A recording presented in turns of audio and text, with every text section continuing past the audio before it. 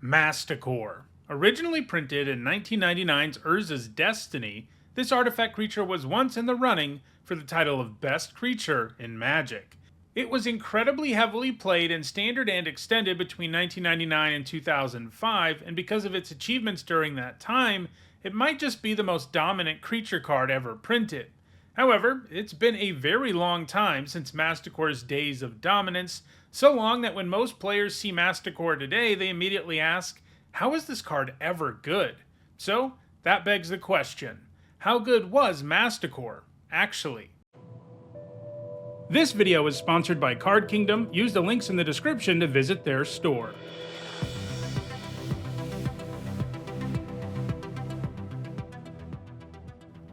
Hi everyone, I'm Hone, and it's time for another edition of How Good Was It?, a series where I examine the competitive history of cards whose best competitive days are behind them. I always run a poll to determine the topic of these videos, so go check out the community tab if you want to have a say in the next one. This time around, Masticore handily defeated Urnamjin.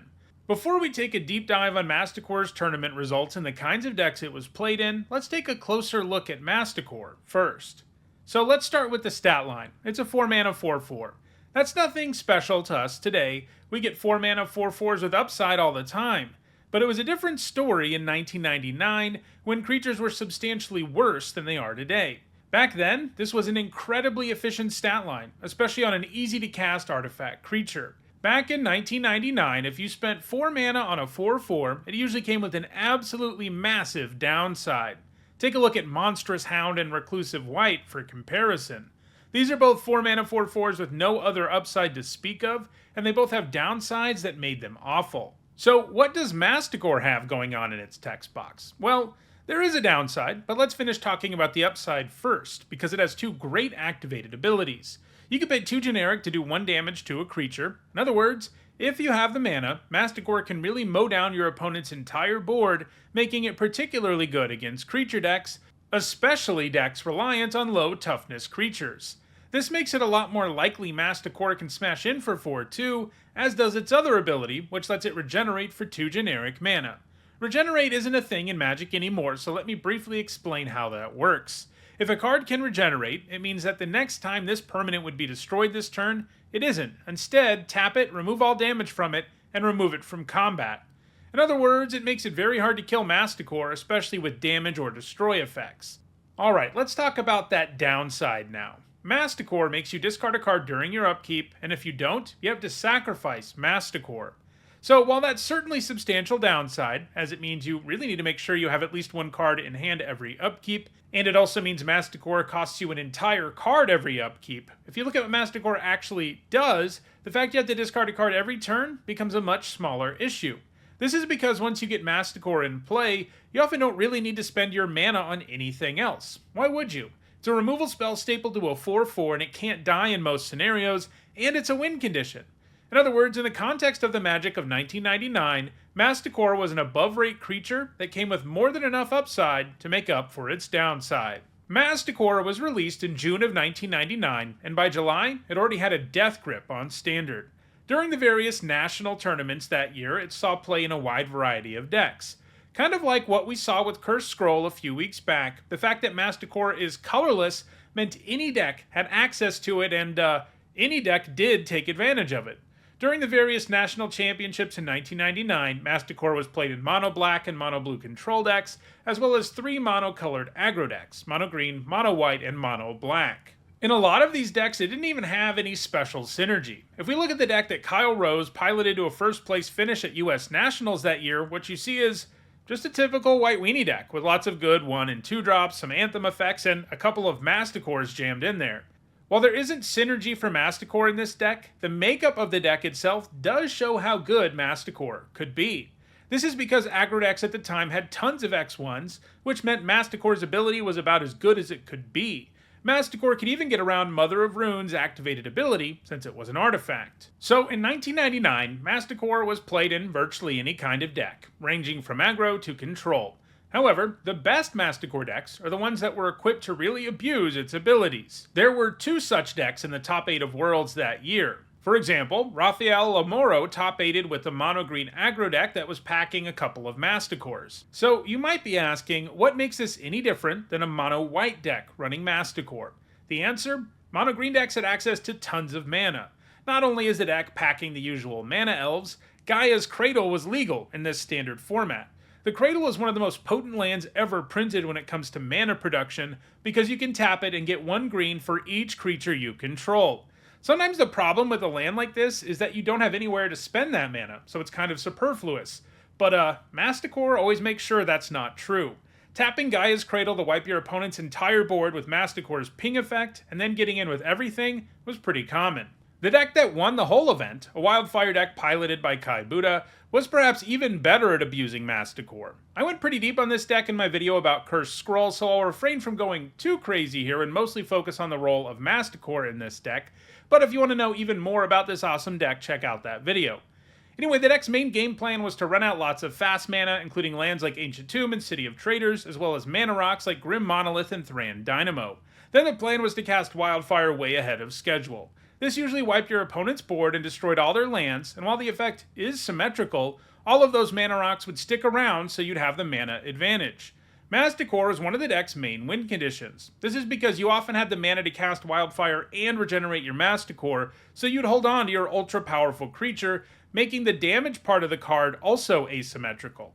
Furthermore, even if you didn't get Masticore down ahead of your Wildfire, you could easily cast it with all of your mana rocks that would be sticking around, and of course all that mana also meant you could mow down anything your opponent might try to get into play to defend themselves. Basically, Masticore was a perfect card for the deck between its resilience against Wildfire damage and being a powerful colorless creature with powerful colorless activated abilities. The deck could even turn Masticore's downside into a bit of upside. This is because it combined nicely with Cursed Scroll. Most decks that ran the scroll were aggro decks that could just empty their hand and use it to finish the opponent off with the activated ability. Once you only have 1 card in your hand, it's going to do damage every single time. Kai's deck wasn't as good at emptying its hand as some other decks, but the Masticore could help make that happen, and the two of them could do 6 damage a turn, putting your opponent on a very quick clock. Following Worlds in 1999, Masticore continued to see heavy play in a wide variety of decks in Standard, either serving as a top curve in aggro decks or as a win condition in control decks. And near the end of its time in Standard, in the year 2000, it started to see play in another kind of deck that could get extra value out of Masticore. John Finkel piloted a Masticore deck to the top spot at Worlds that year. The deck was still great at producing obscene amounts of mana using mana rocks, but it added some additional artifact synergy too, in the form of Metalworker and Tinker. The Worker could produce lots of mana, provided you have lots of artifacts in your hand, and in this deck you would. You could even use Voltaic Key to untap mana rocks or Metalworker too, netting even more mana. Meanwhile, Tinker could allow you to cheat an artifact into play way ahead of schedule. While you could use it to grab the massive Phyrexian Colossus, grabbing Masticore was also pretty common, since if you had access to lots of colorless mana, it would be like tutoring up a one-sided board wipe. Masticore had an impressive 2 years of dominance in Standard, including being the deck that won Worlds 2 years in a row, and appearing in 11 of the top 16 decks at Worlds in those 2 years. The only thing that finally put an end to it being played in the format was rotation, when Urza's block left Standard in November of 2000. However, Masticore had a much longer career in Extended. While that was also a rotating format, it didn't rotate as frequently. A card was usually legal there for 5 or 6 years before leaving the format, and Masticore had a huge impact on Extended from 1999 to 2005. It wasn't quite as dominant in a format that had a larger, more powerful card pool, but let's be real, the level of dominance that Masticore achieved in Standard was insane, and in Extended it was still a heavily played card, and for the same reasons it was in Standard. It was an efficient creature with powerful activated abilities. As in Standard, it was played in a wide variety of decks, ranging from blue control to mono-red aggro. But by the early 2000s, just like we saw in Standard, Masticore was at its best in decks that could get extra value out of it being an artifact, and or in decks that could produce stupid amounts of mana. For example, Diego Ostrovich top-aided Grand Prix New Orleans in 2003 with an Elf deck, which was packing not only lots of mana dorks and Gaia's Cradle, but also Rofellos Llanowar Emissary. Those two can produce absurd amounts of mana even in the early game, allowing you to power out Masticore and use its activated ability several times, potentially even during the turn you play it. Meanwhile, starting in 2003, artifact decks got a big upgrade with the release of Mirrodin. It came with artifact lands and lots of new powerful artifact creatures to spend mana on. We can see this in Ricard Oosterberg's humorously named George W. Bosch deck, which was much like the Tinker deck we looked at earlier. But now, artifact lands meant that even your lands could be revealed by Metalworker or sacrificed to Tinker or Goblin Welder. This did result in Masticore seeing less play when it came to the number of copies of a card in a deck, since now you had access to more powerful artifacts, but a singleton copy of Masticore was always played in this style of deck because it was still very powerful to tutor up in the right situation. By the end of 2003, Tinker got banned out of Extended though, and this led to a significant decline in decks using Masticore, but it still wasn't the end of Masticore's success in the format. For example, the last deck it ever put up a top finish in was Keith McLaughlin's Goblin Welder deck at Grand Prix Boston in 2005. This deck was more focused on getting powerful artifacts into the graveyard and then reanimating them using Goblin Welder and other effects. While Sundering Titan was the premium reanimation target for this deck, since it had a huge body and crippled your opponent's mana base, Masticore was still played as a singleton copy in these decks, since it was still so good against creature decks. So between 1999 and 2005, many Masticores were cast and they doled out tons of damage and regenerated an innumerable number of times. But after rotating out of Extended, Masticore never really caught on in any other formats. I do think Masticore is good enough that it would have seen play in standard formats if it had ever been reprinted, at least as a sideboard card to bring in against creature decks, and I think that would even be true if it got reprinted today.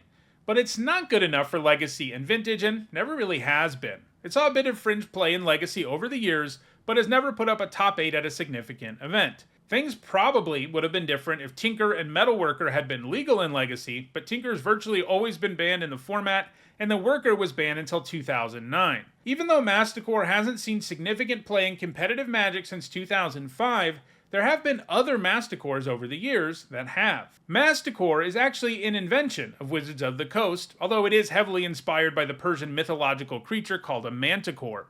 A Manticore usually has the face of a man, the body of a lion, the tail of a scorpion, and the wings of a bird.